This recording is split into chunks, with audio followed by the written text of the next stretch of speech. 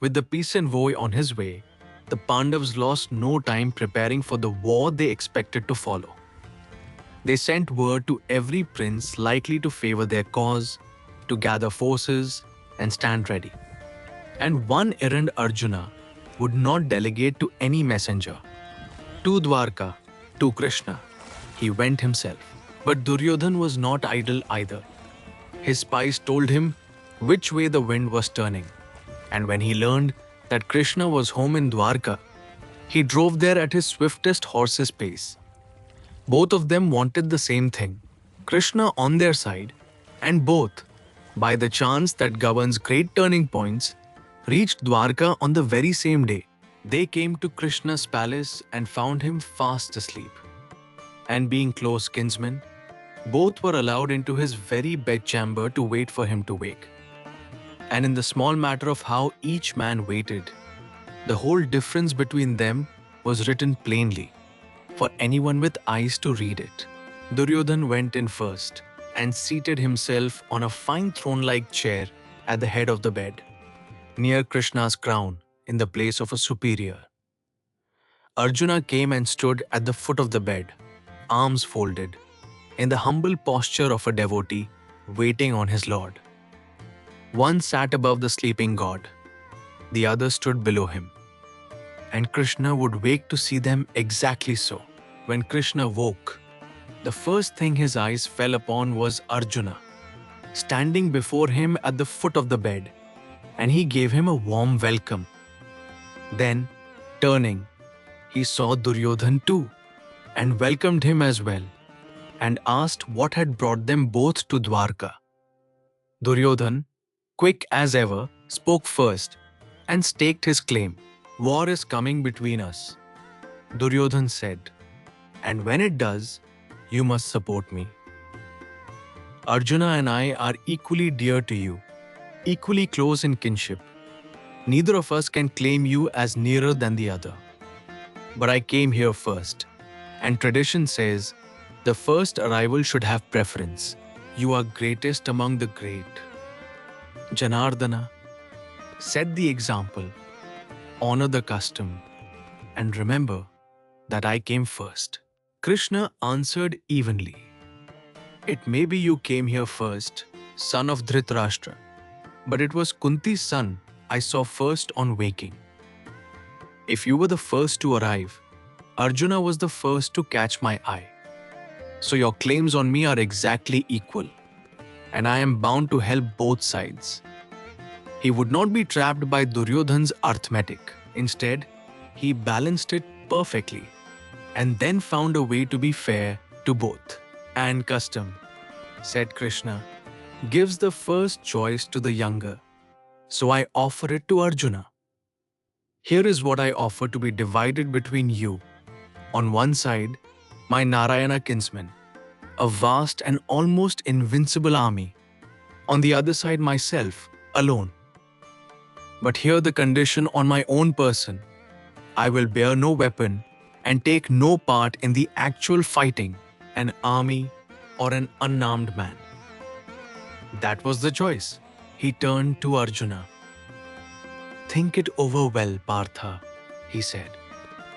Would you have me, alone and weaponless, or would you rather have the might of the Narayana host? The first choice is yours. As the younger man, use it wisely. It was, though it did not look like it, the most important decision of Arjuna's life, and Krishna gave him every chance to weigh it. Arjuna did not need to think at all.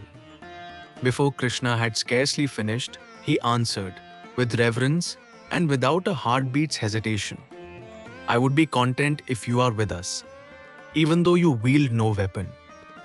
He chose the unarmed man over the invincible army, the person over the power, God over God's soldiers.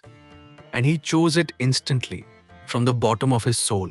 Duryodhana could hardly keep his face straight for joy. What an imbecile choice, he thought. Arjuna had thrown away a whole army for one man who would not even fight. Delightedly, he claimed the Narayana host for himself, and Krishna granted it. Duryodhana had got. He was sure, by far the better bargain. He had, in fact, made the great mistake of his life. Pleased with his mighty new force, Duryodhana went to Balram to share the good news and secure his help too. But Balram gave him only sorrow. Duryodhana, he said, you have surely heard what I said at Virata's daughter's wedding. I pleaded your case. I urged everything that could be said for you. Again and again, I have told Krishna, we have equal ties to both houses. My words did not move him. I am helpless. Balram went on. I cannot side with anyone Krishna opposes. I will not help Arjuna, and I cannot support you against Krishna, so I will fight for neither side.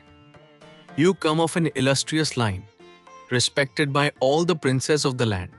If it must be war, then bear yourself by the Kshatriya code.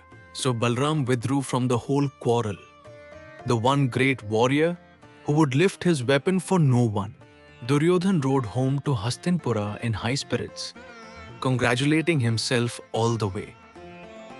Arjuna has made a fool of himself, he thought.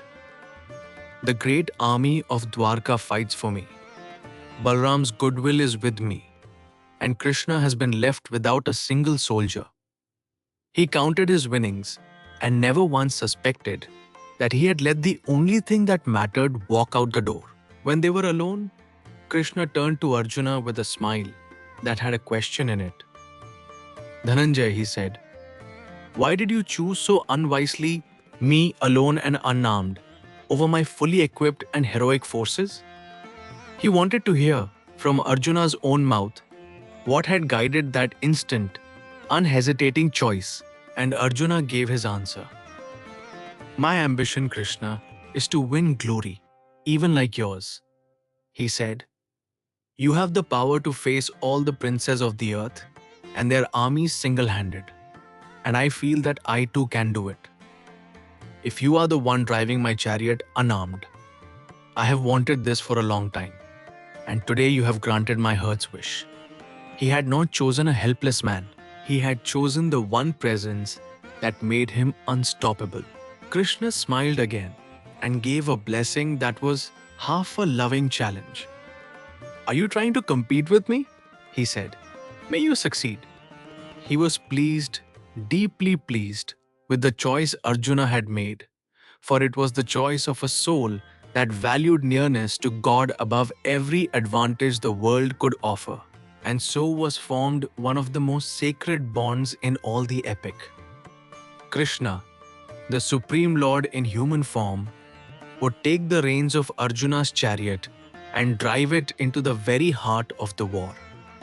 He would carry no bow, loose no arrow, kill no enemy.